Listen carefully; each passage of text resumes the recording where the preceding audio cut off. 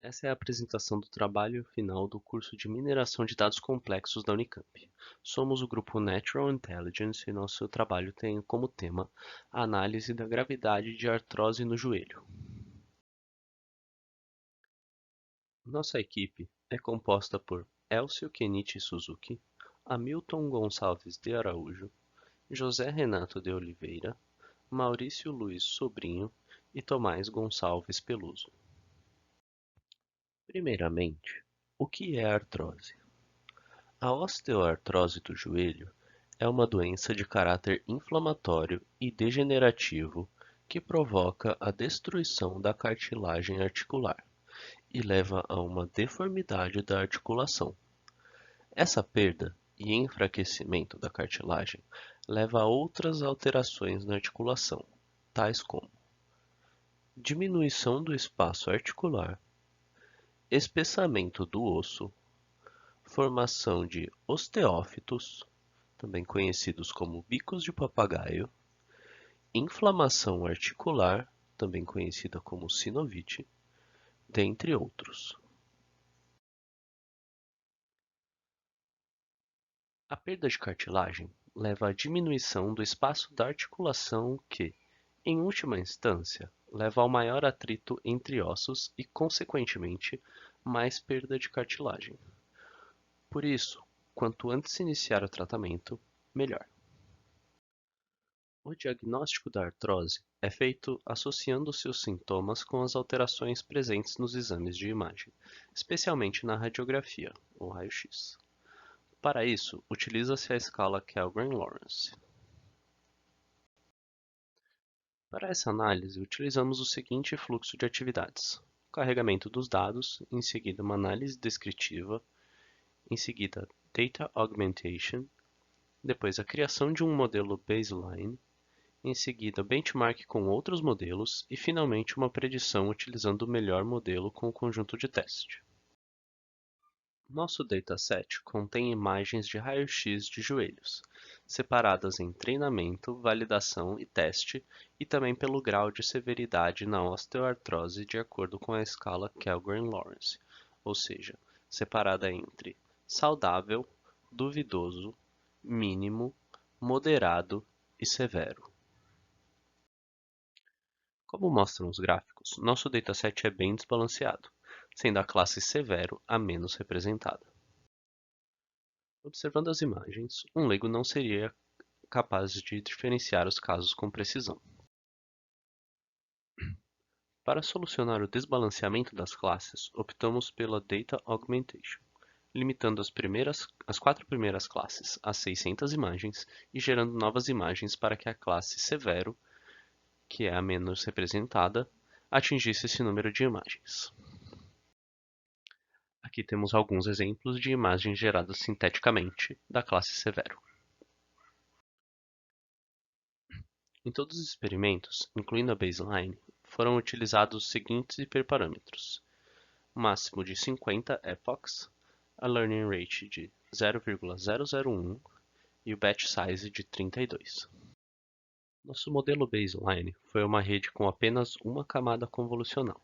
Ela foi treinada por 18 epochs e atingiu uma acurácia de 43% nos dados de validação. Como mostra a nossa matriz de confusão, a classe que apresentou menor acurácia e menor recall foi a categoria 1, que representa a classe duvidoso. Nessa classe, até um profissional qualificado tem dificuldade de avaliar a artrose do indivíduo. Em seguida, testamos a técnica de Transfer Learning com duas redes bem conhecidas, a ResNet 50 e a VGG16. O primeiro experimento foi feito utilizando a ResNet 50 com uma camada de saída de tamanho 5 e fazendo fine-tuning desse modelo como um todo. O treinamento parou após 11 epochs, mas obteve acurácia de apenas 34%. Aqui, como mostra a nossa matriz de confusão, esse modelo, mesmo treinado e feito fine-tuning, não apresentou resultados muito bons. Já a VGG16, mesmo antes do ajuste fino, apresentou 40% de acurácia. Porém, esse número não é muito representativo, porque como mostra a nossa matriz de confusão, ela só foi capaz de prever uma única classe, e como essa classe é a mais representativa, ela acabou obtendo essa precisão, porém, obteve o menor recall de todos os modelos. Porém, após o fine-tuning, a VGG16 foi a que apresentou a melhor acurácia. Feito o ajuste fino, ela foi capaz de prever praticamente todas as classes com precisão bastante alta, exceto a classe 1, que é exatamente a classe duvidoso, que seria a classe na qual nós teríamos mais dificuldade de prever, mesmo sendo não utilizando um modelo, utilizando um profissional expert na área. Além dos modelos mostrados anteriormente, também foram treinados outros modelos com resultados menos expressivos que optamos por não detalhar nessa apresentação. Esses modelos foram a ResNet 50 com Support Vector Machine, que apresentou acurácia nos dados de validação de 12,7%, a mesma ResNet, porém com a finalização com camadas densas, que apresentou acurácia de 18,5%, e a VGG16 com Support Vector Machine, que apresentou uma acurácia de 20,2%. Finalmente, nosso melhor modelo, que foi o modelo utilizando Transfer Learning da rede VGG16, com mais camadas densas, mais fine-tuning, utilizando os dados de teste, ele obteve uma acurácia de 66%, como podemos ver aqui na nossa matriz de confusão e no nosso reporte de classificação.